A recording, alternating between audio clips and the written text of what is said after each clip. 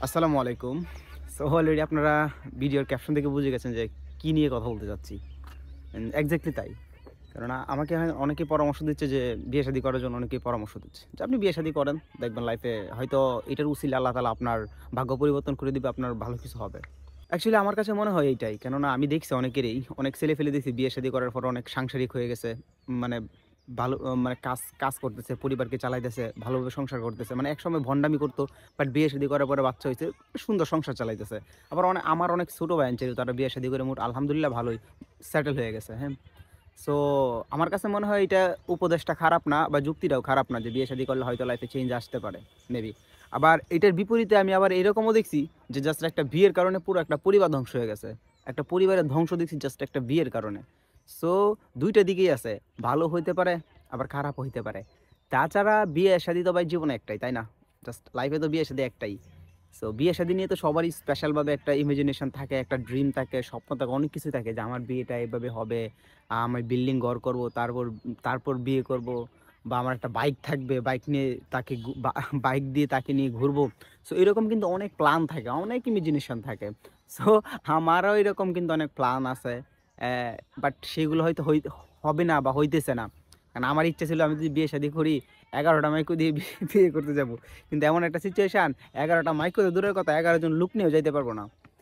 So জানি না আল্লাহ তাআলা কপালে কি লিখছে, কোন কোন কাজের উছিলায় আল্লাহ তাআলা আমাকে সফলতা দেয় বা আমাকে একটু শান্তি দেয়, সুখ দেয়, এটা একমাত্র আল্লাহ তাআলাই জানে। আমি জানি না কোন কাজের উদ্দেশ্যে আল্লাহ তাআলা আমার ভাগ্য পরিবর্তন করে বা আমার লক্ষ্যে আল্লাহ আমাকে পৌঁছে দেয়। বাট আমি কন্টিনিউয়াসলি ট্রাই করতেছি। আর বিয়ে-শাদীর ব্যাপারে দেখি আল্লাহ তাআলা কপালে কি রাখছে। আল্লাহ তাআলা যেটা রাখছে সেটাই হবে। আপনাদের দোয়া কামনা করি, সহযোগিতা কামনা করি। আর অবশ্যই চাই আমার লাইফে এমন একজন মানুষ আসুক যে আমার অর্জন না দেখে আমার প্রচেষ্টা দেখুক, যে এই মানুষটা অনেক কষ্ট করতেছে, হার্ড ওয়ার্ক করতেছে, বাট কিছু পারতেছে না। সে যেন আমাকে সাপোর্ট করে, আমাকে মেন্টালি সাপোর্ট করে। ঠিক আছে? মানে আমার যুদ্ধে একজন সহযোদ্ধা হয়। আর একজন তো একটা কথা তো আপনারা সবাই জানেন, আমরা বলি যে, খারাপ সময়ে যে নারী পাশে থাকে, সফলতার পর সে নাকি স্ত্রী হওয়ার যোগ্যতা রাখে। সো একজন স্ত্রী চাইলে কিন্তু একজন পুরুষের বেস্ট ফ্রেন্ড হতে পারে। তার বিপদ-আপদে সে যদি পাশে থাকে। আর পুরুষ মানুষ তো বেইমান হয় না। বেইমান কখনোই না। সো আমি হচ্ছে আমার লাইফে যদি কেউ আসে, এমন কেউ আসুক যে আমাকে বুঝবে, অ্যাজ এ ফ্রেন্ডের মতো, একজন সহযোদ্ধার মতো আমাকে সাপোর্ট করবে। হয়তো আল্লাহ তাআলা তার উসিলায় হয়তো আল্লাহ তাআলা আমাকে পরিবর্তন করে দিবে, বা আমার যে কষ্ট করতেছি কষ্টের মূল্যায়ন করবে। সো আপনারা আমার জন্য দোয়া করবেন যেন যাই হয় ভালো কিছু হয়। এখন বিয়ে-শাদীর ব্যাপারে এখন পর্যন্ত আমি সিউর না। কেননা আমি জানি আমার সময়টা খারাপ যাইতেছে। আমি জানি আমার সময়টা খারাপ যেতেছে। এখন যদি আমি বিয়ে-শাদী মানে আমি যদি বিয়ে-শাদী না করি সেটা ভুল হবে। আর যদি বিয়ে-শাদী করি সেটা আরো বড় ভুল হবে। কেননা আমার সময়টাই যেতেছে। মানে আমি যেটাই করতেছি সেটাই ভুল হইতেছে। যদি না করতেছি ওইটা আরো বড় ভুল হইতেছে। সো সবকিছু মিলায়া আমি খুব কনফিউজড একটা টাইম পার করতেছি। জানি না কোনটা করব, কোনটা আমার জন্য ভালো হবে। এখন বিয়ে-শাদীটা আসলে আমার জন্য এখন অনেক বড় একটা চ্যালেঞ্জ হয়ে গেছে। যে এটা কি এখন করব নাকি করব না? আর আমার যেগুলো ড্রিম গুলা ছিল, যেগুলো প্ল্যান গুলা ছিল, এগুলো তো আর হইতেছে না। এগুলো তো আর পসিবল না এখন বিয়ে-শাদী করলে। সো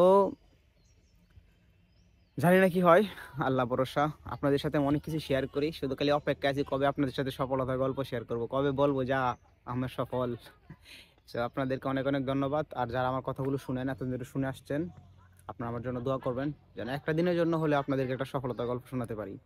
ঠিক আছে? সবাই ভালো থাকবেন। আর বিয়ে-শাদী হইলে অবশ্যই আপনাদেরকে বলবো। আর দাওয়াত দিতে পারবো কিনা জানি না। কারণ এই যে বললাম না, সময় খারাপ যেতেছে। দাওয়াত দিতে পারবো কিনা জানি না। তো অবশ্যই আপনাদেরকে জানাবো। আপনাদের দোয়া চাইবো। ঠিক আছে? সো দেখা যাক কি হয়, আল্লাহ ভরসা। এন্ড আমি এখন পর্যন্ত সিদ্ধান্ত নিতে পারতেছি না করবো কিনা করব না। উপরওয়ালা যা কপালে লিখে রাখছে তাই হবে। দেখা যাক উনি কি লিখে রাখছে, কি হয়। ঠিক আছে? সবাই ভালো থাকবেন। আল্লাহ হাফেজ।